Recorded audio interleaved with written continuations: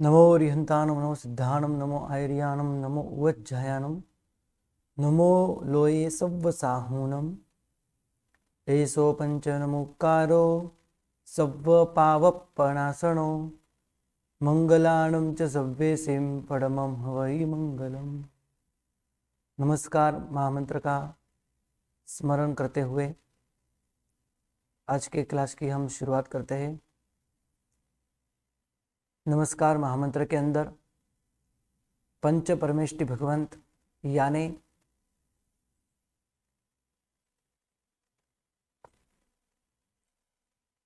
अरिहंत भगवान, सिद्ध भगवान, आचार्य भगवान, उपाध्यायजी भगवान और सर्व साधु भगवान, ऐसे यह पंच परमेष्टि भगवान को नमस्कार किया गया है। अरिहंत भगवान और सिद्ध भगवान वो देव तत्व है। आचार्य भगवंत, उपाध्यायजी भगवान और साधु भगवंत ये गुरु तत्व है।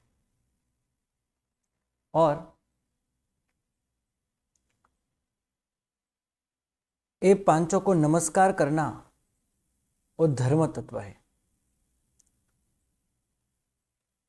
और ये सब सर्व पाप का नाश करते हैं और सर्व मंगलों में प्रथम मंगल है। कौन? तो नमस्कार महामंत्र, जिसको हम कहेंगे पंच परमेष्टि नमस्कार मंत्र, जिसका नाम है पंच परमेष्टि नमस्कार महामंत्र। कोई भी सूत्र को दो नाम दिए गए हैं।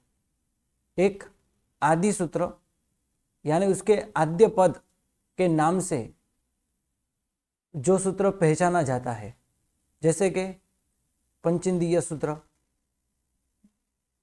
लेकिन और दूसरा जो नाम है उसके गुण के ऊपर रखा गया है।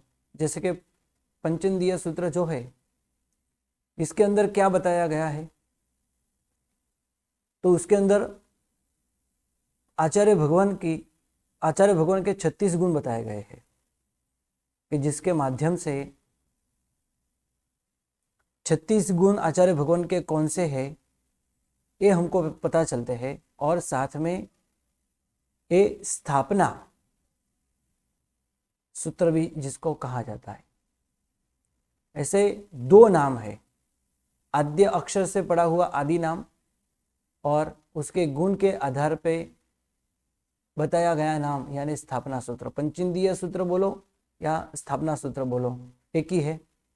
तो नवकार महामंत्र जिसका आद्य नाम बताया गया क्या, तो नवकार महामंत्र, जिसके अंदर नमो यानी नमस्कार महामंत्र से यानी नमो आदि पदों से पंच परमेष्टि भगवान को नमस्कार किया गया है। यानी आद्य नाम है नवकार महामंत्र और स्थापना गुण के आधार से पड़ा हुआ नाम, रखा गया नाम वो है पंच परमेष्टि नमस्कार महामंत्र, क्योंकि इसके अंदर पंच परमेष्टि भगवान को नमस्कार किया है।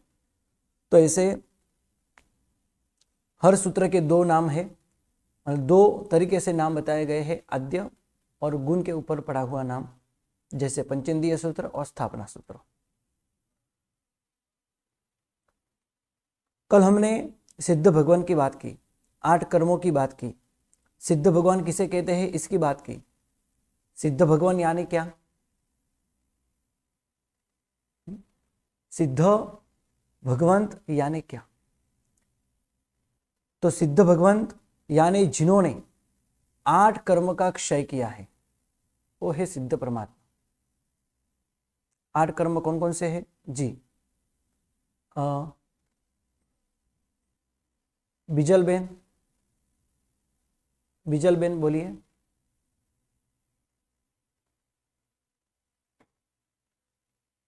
बिजल बेन 8 कर्मों के नाम बोलिए।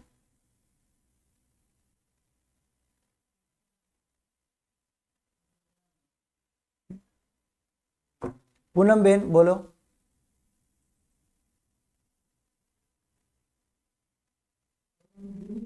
जी हाँ जी आ रही है, बोलो।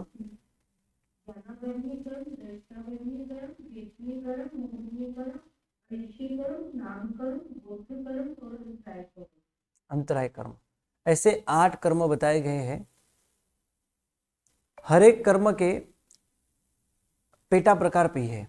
जैसे कि ज्ञानावर्णीय कर्म है तो ज्ञानावर्णीय कर्म जिसके 5 प्रकार है। दर्शनावर्णीय कर्म है जिनके 9 प्रकार शास्त्र के अंदर बताए हैं। वेदनीय कर्म जिनके 2 प्रकार बताए गए हैं। मोहनीय कर्म जिनके 28 प्रकार बताए हैं। आयुष्य कर्म जिनके 4 प्रकार बताए हैं। नाम कर्म जिनके 103 भी कह सकते हैं या फिर 93 भी कह सकते हैं, 93 भी कह सकते हैं, इतने प्रकार बताए गए, या फिर 67 भी कह सकते हैं। अलग अलग इसके प्रकार है, अलग अलग तरीके से इसका वर्णन शास्त्र के अंदर किया गया है। और भी कहते हैं कि गोत्र कर्म है उसके 2 प्रकार बताए गए, और जो अंतराय कर्म है इनके 5 प्रकार बताए गए हैं। ऐसे टोटल मिला के शास्त्र के अंदर ये सब जो कर्म है कितने हैं, तो 158, 158। और मूल कर्म जो है वो है 8। मूल कर्म 8 है, उसके उत्तर प्रकार 158 है, 158 है। क्या कर्म इतने ही है? कर्म कितने हैं? कर्म सिर्फ इतने ही नहीं है, सिर्फ 8 ही नहीं है, या फिर 158 ही नहीं है। इस संसार के अंदर सभी जीव अनंत अनंत कर्मों को ग्रहण करता है। सभी जीव अनंत अनंत कर्मों को प्रति समय ग्रहण करते हैं।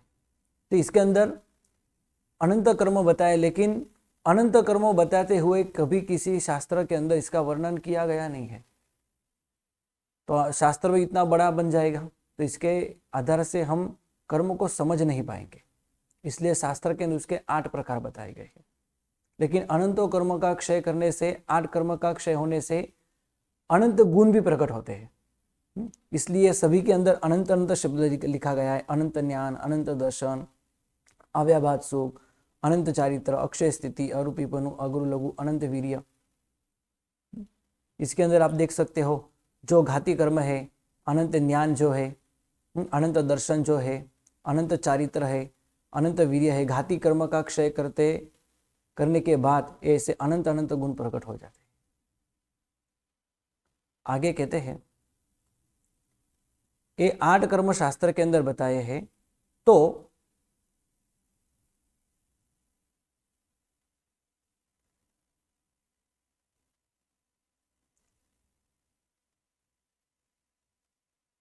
अनंत ज्ञान ज्ञानावर्णीय कर्म का क्षय होने से प्रकट होता है।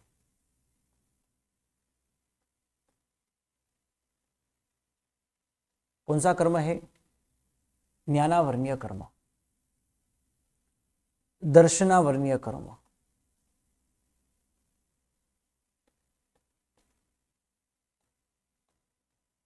आगे कहते हैं अनंत ज्ञान जो है वो ज्ञानावर्णीय कर्म का क्षय करने से एक गुण, अनंत ज्ञान गुण प्रकट होता है, जिसको हम कह सकते हैं सर्वज्ञ। क्या कह सकते हैं? सर्वज्ञ, या फिर केवल ज्ञान, केवल दर्शन। केवल ज्ञान भी कह सकते हैं। वही है अनंत ज्ञान, भूत भावी वर्तमान त्रणय काल का संपूर्ण ज्ञान यानी अनंत ज्ञान। त्रणय काल का संपूर्ण ज्ञान यानी अनंत ज्ञान। वैसे ही अनंत दर्शन, तीनों काल को संपूर्ण जिसके माध्यम से देख सकते हैं। अनंत दर्शन के अंदर देखना है और अनंत ज्ञान के अंदर समझना है। इसके बाद है यानी अनंत दर्शन के अंदर तीनों काल हम देख सकते हैं। जैसे किसी को केवल ज्ञान और केवल दर्शन की प्राप्ति हुई है तो वो तीनों काल का संपूर्ण देख सकते हैं। अनंत अनंत उत्सर्पिणी पहले क्या हुआ था, बाद में क्या होने वाला है, और अभी पूरे संसार के अंदर क्या कुछ चल रहा है, वो सब कुछ जिसके माध्यम से देख सकते हैं, वो है अनंत दर्शन। सिद्ध परमात्मा भी देखते हैं, अनंत ज्ञान से जान सकते हैं, तीसरा, कल हमने गुण देखा था सिद्ध परमात्मा का, अव्याबाद सुख यानी शाश्वत सुख।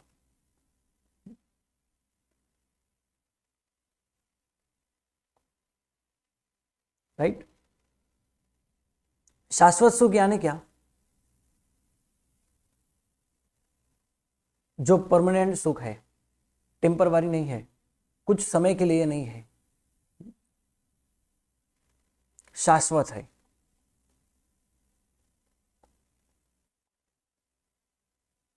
शाश्वत सुख की प्राप्ति जिसके जो कर्म के क्षय के कारण प्रकट होता है वो है वेदनीय कर्म का क्षय। वेदनीय कर्म का क्षय से एक कर्म, एक गुण प्रकट होता है। वेदनीय कर्म हमको सुख और दुख की अनुभूति करवाता है। दर्शनावर्णीय कर्म जो हमारे अंदर अनंत दर्शन गुण प्रकट है उसको आच्छादित करता है, उसको संपूर्ण रूप में, जैसे हम एकेंद्रीय आदि भाव में जाए तो हमको आंखें नहीं मिलती तो हम देख भी नहीं पाते, यानी देखना पूर्ण बंद हो जाता है। हमने बहुत अच्छे कर्म किए जिसके कारण हमको 5 इंद्रियां आदि की प्राप्ति हुई, चक्षु दर्शन, अचक्षु दर्शन आदि है, लेकिन किसी ने बहुत कुकर्म किए हो तो चक्षु दर्शन आदि दर्शन की प्राप्ति नहीं होती। लेकिन जिन्होंने संपूर्ण दर्शनावर्णीय कर्म का क्षय किया है उनको अनंत दर्शन प्रकट होता है, भूत भावी वर्तमान त्रणेय काल को देख सकते हैं। आगे कहते हैं अनंत चारित्र। अनंत चारित्र मोहनीय कर्म का क्षय। हम कहते हैं ना कि 8 कर्म के अंदर सबसे पावरफुल कोई कर्म हो तो क्या है? तो पावरफुल कर्म जो है, कर्मों का राजा जो कोई है तो है मोहनीय कर्म।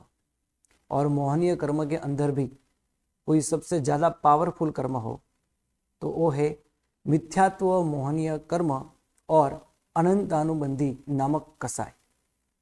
ये दोनों कर्म का क्षय करने के बाद धीरे धीरे क्षायिक सम्यक्त्व की प्राप्ति होती है, इसके बाद क्षायिक चारित्र की प्राप्ति होती है और इसके बाद अनंत अनंत गुण की प्राप्ति होती है, केवल ज्ञान, केवल दर्शन आदि की प्राप्ति होती है। आगे कहते हैं अनंत चारित्र। अनंत चारित्र यानी अनंत चारित्र यानी मोहनीय कर्म के क्षय से प्रकट होना, वो है अनंत चारित्र यानी विरति के परिणाम। राइट, आगे कहते हैं अक्षय स्थिति। आयुष्य कर्म का क्षय करने के बाद एक गुण प्रकट होता है। स्थिति यानी रहना। कहाँ पे रहना है? तो सिद्ध शिला के ऊपर, सिद्ध स्वरूप में, सिद्ध शिला के ऊपर सिद्ध स्वरूप में रहना, वो है स्थिति। और वो भी स्थिति कैसी है? क्षय और अक्षय दो शब्द है। न क्षय इति अक्षय, यानी जो स्थिति कभी कम नहीं होती, जो स्थिति कभी खत्म नहीं होती, जो स्थिति कभी पूर्ण नहीं होती, उसे हम कहेंगे सादी अनंत स्थिति। इसकी शुरुआत तो होती है। शुरुआत कब होती है? जो कोई जीव यहाँ से 8 कर्मों का क्षय करने के बाद सिद्ध शिला के ऊपर सिद्ध परमात्मा बन जाते हैं तो वहां से शाश्वत सुख की प्राप्ति होती है। शाश्वत सुख की प्राप्ति होती है, वहां हम आते, यानी हमारा आत्मा वहां पहुंचता है। कोई भी केवली भगवान का आत्मा सभी कर्मों का क्षय करने के बाद वहां जब पहुंचता है तब इसके बाद इसकी शुरुआत होती है। तो शुरुआत होने का उसका एंड कभी है? नहीं है, यानी अनंत है, यानी सादी अनंत। शुरुआत तो है लेकिन इसका कोई अंत नहीं है। ये अनंत शब्दों को भी हमको समझना चाहिए। अनंत यानी क्या? जिसका कभी अंत नहीं होता वो है अनंत। ये अनंत शब्द की पहली परिभाषा है। अनंत यानी जो कभी खत्म नहीं होता, जिसका अंत कभी नहीं होता, वो है अनंत। और दूसरी परिभाषा ये है अनंत यानी जिसका अंत प्राप्त करना बहुत मुश्किल है, उसको भी हम अनंत कहते हैं। लेकिन ये परिभाषा यहाँ पे नहीं लगानी है, यहाँ पे नहीं करनी है। यहाँ पे एक ही परिभाषा करनी है, जिसका कोई एंड नहीं है, जिसका कोई अंत नहीं है, वो है अनंत। तो ऐसे अनंत अनंत अनंत स्थिति की प्राप्ति करना, यानी सादी अनंत स्थिति की प्राप्ति करना, वो है अक्षय स्थिति। कभी क्षय न होने वाली स्थिति, वो है अक्षय स्थिति। वहां पे जाने के बाद वहां ही रहना है, कभी नीचे नहीं उतरना है, कभी संसार में फिर से नहीं आना है। यानी जैसे कि वंदित्व सूत्र के अंदर भी हम बोलते हैं मपुनरावृत्ति, यानी फिर से वहां से कभी नीचे नहीं आना है, वहां पे ही रहना है, शाश्वत रूप में रहना है, वो है अक्षय स्थिति। आगे कहते हैं अरूपी अवस्था, यानी जिसके कारण हमको रूप की प्राप्ति होती है, वो रूप वो है नाम कर्म। नाम कर्म के कारण हमको रूप की प्राप्ति होती है, लेकिन नाम कर्म ही नहीं हो तो रूप की प्राप्ति नहीं होगी। शरीर के अंग उपांग अंगोपांग आदि की प्राप्ति नहीं होगी। तो यही हमारा यानी आत्मा का मूल गुण है। शरीर के साथ रहना, अंगोपांग के साथ रहना, ये आत्मा का स्वभाव नहीं है। इसके बिना रहना वही आत्मा का स्वभाव है। और नाम कर्म के संपूर्ण क्षय के बाद हमको ये अरूपी अवस्था प्रकट होती है, जो कि यहाँ पे आपको जो रूप बताया गया है, वो सिद्ध परमात्मा जो बताए गए हैं, ये पूर्व भव की साधना करते हुए अंतिम अवस्था में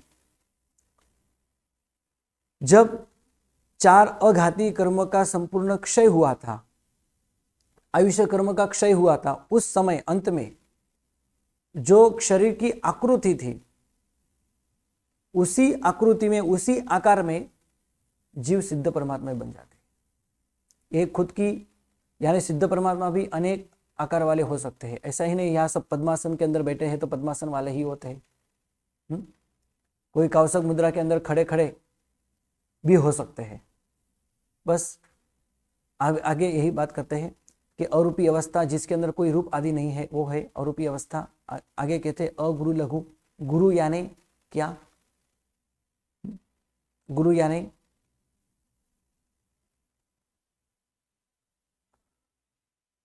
यानी उच्च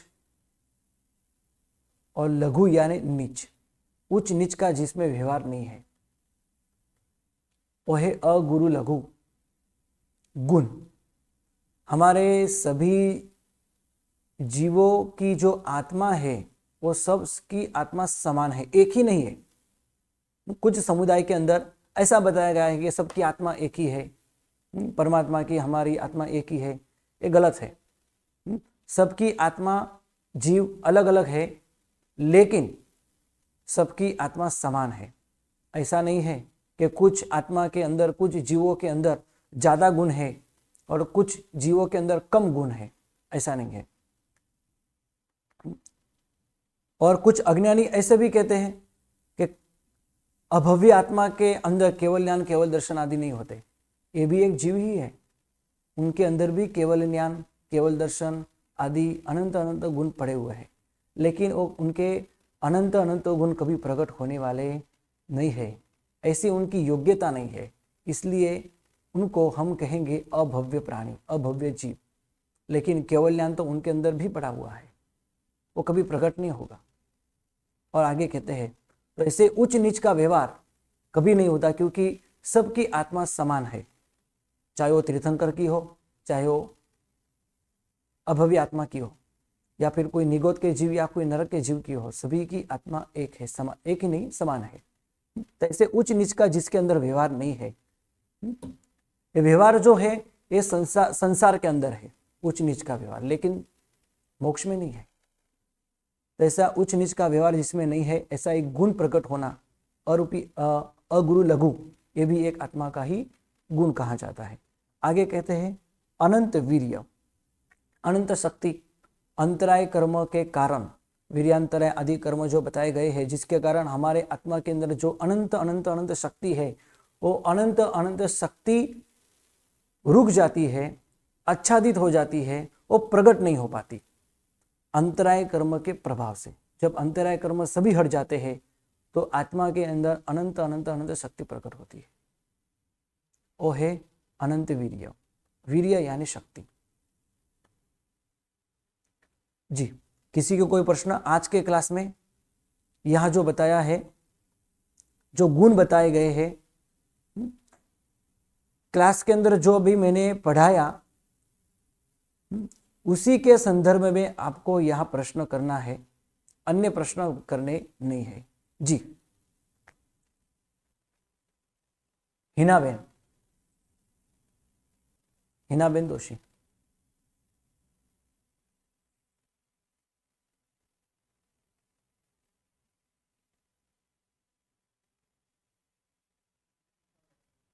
उषाबेन,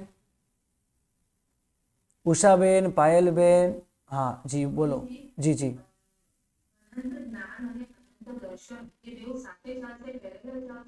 नहीं, पैरेलल नहीं, दोनों साथ में कभी नहीं होते। हाँ, इसके अंदर जो आपको मैं बता दूं, इसके अंदर एक मतांतर है। कुछ आचार्य भगवान ऐसे भी कहते हैं कि दोनों साथ में होते हैं, क्योंकि कि दोनों कर्म का क्षय साथ में हुआ है, तो साथ में होने में कोई दिक्कत नहीं होगी। इसलिए कुछ आचार्य भगवान ऐसे भी कहते हैं कि दोनों साथ में है, अनंत ज्ञान और अनंत दर्शन। और कुछ आचार्य भगवान कैसे कि अनंत ज्ञान हाँ जी जी कहता हूं। तो कुछ आचार्य भगवान ऐसे भी कहते हैं कि दोनों कर्म का संपूर्ण क्षय हुआ है, अनंत ज्ञानावर्णीय कर्म का और दर्शनावर्णीय कर्म का, तो भी दोनों के गुण धर्म अलग अलग है। अनंत ज्ञान से जानना है और अनंत दर्शन से देखना है। इसलिए कुछ आचार्य भगवान ऐसे भी कहते हैं कि प्रथम समय में ज्ञान है तो द्वितीय समय में दर्शन है, तीसरे समय में ज्ञान है तो चौथे समय में दर्शन है। ये हमने दो मतांतर देखे, अभी तीसरा मतांतर भी सुनो। कुछ आचार्य भगवान ऐसे भी कहते हैं कि दोनों गुण एक ही है, देखना और जानना एक ही गुण, यानी आत्मा के एक ही गुण के अंदर दो गुण समाये गए हैं। तो दो गुण क्यों बताए हैं? तो इसलिए बताए हैं क्योंकि छद्मस्त के लिए पहले देखना जरूरी होता है और उसके बाद जानना होता है। यानी देखना, हम बिना देखे कभी कोई वस्तु कह नहीं सकते। वो लोग घड़ियाल के अंदर भी कितने बजे है, टाइम कितना हुआ, तो बिना देखे हम बोल सकते हैं, कह सकते हैं? तो नहीं, उसको देखना है। यानी दर्शन और ज्ञान ये दोनों अलग अलग है, ये छद्मस्त जीवों की अपेक्षा से, नहीं कि केवली भगवान की अपेक्षा से। केवली भगवान को लिए देखना और जानना दोनों एक ही समय में होता है।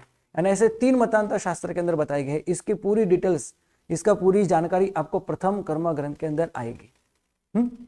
कुछ आचार्य भगवान कैसे दोनों एक ही है, इसलिए दोनों साथ में ही है। मतलब केवली भगवान को एक ही गुण होता है, अनंत ज्ञान, ज्ञान के अंदर दर्शन समा जाता है। ये अनंत ज्ञान दर्शन अलग अलग क्यों है? तो छद्मस्त जीव की अपेक्षा से है, केवली भगवान की अपेक्षा से नहीं। ये प्रथम मत है। दूसरा मत क्या है?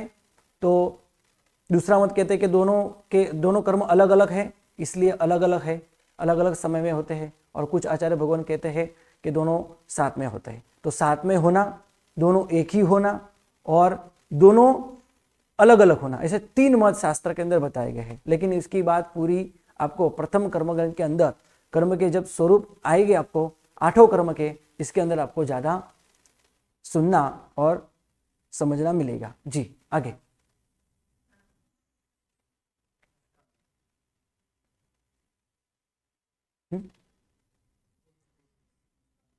A78, A78,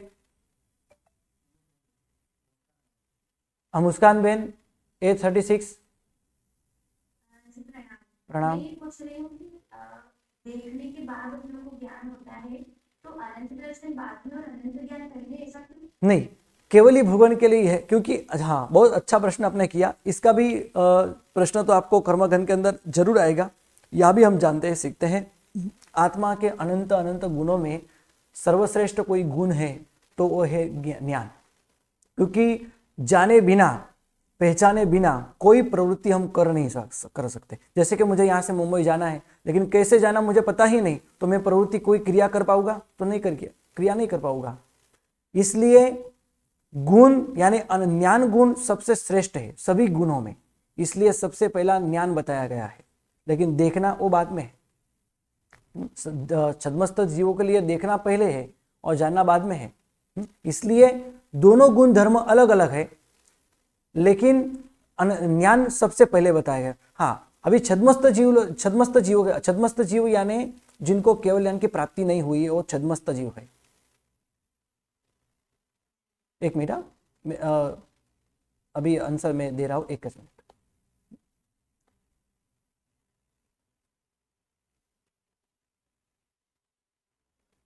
छद्मस्त जीव जिनको केवल ज्ञान की प्राप्ति नहीं हुई, उनके लिए एक क्रिया कैसी होती है?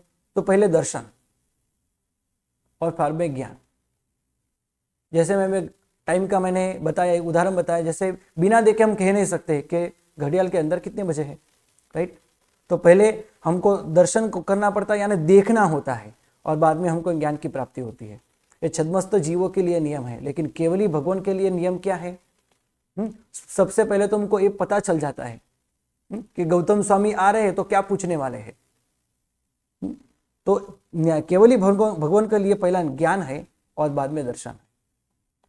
और इसके अंदर अभी मैंने बताया 3 मतांतर भी है, लेकिन वो बात आपको बाद में जाननी है। तो ज्ञान पहले है और दर्शन बाद में है।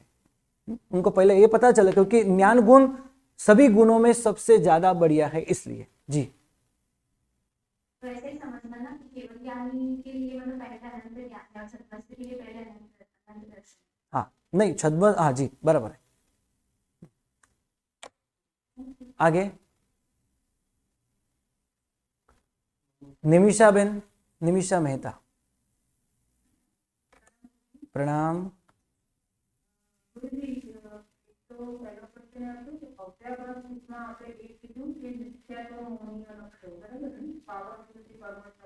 अव्याभात सुख में नहीं, मैंने चारित्र के अंदर वो बात की।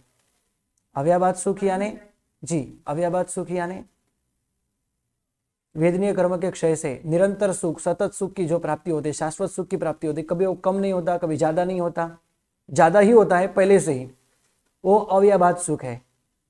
अनंत चारित्र और मोहनीय कर्म के जो 2 प्रकार बताए गए हैं, दर्शन मोहनीय और चारित्र मोहनीय, है ना। एक सभी कर्मों का क्षय कर से करने के बाद सम्यक दर्शन और सम्यक चारित्र, 2 गुण प्रकट होते हैं। जी हाँ, तो मिथ्यात्व मोहनीय क्या? हाँ जी,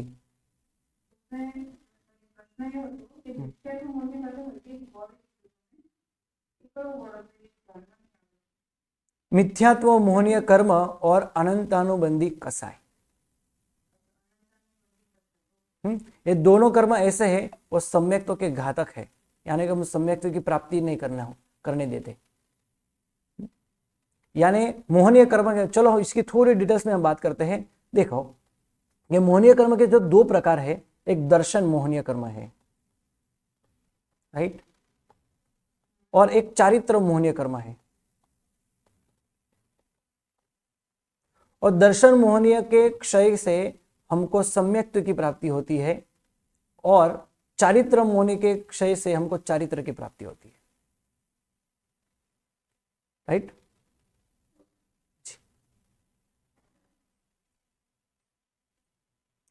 आगे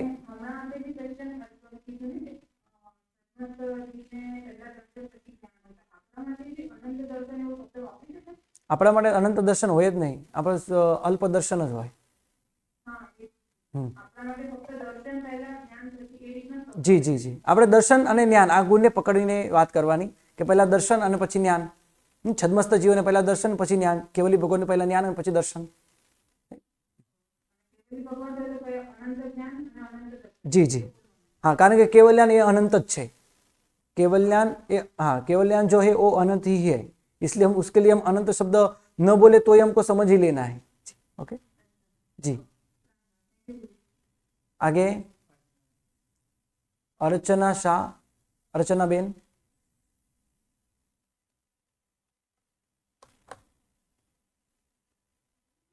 जी बोलिए।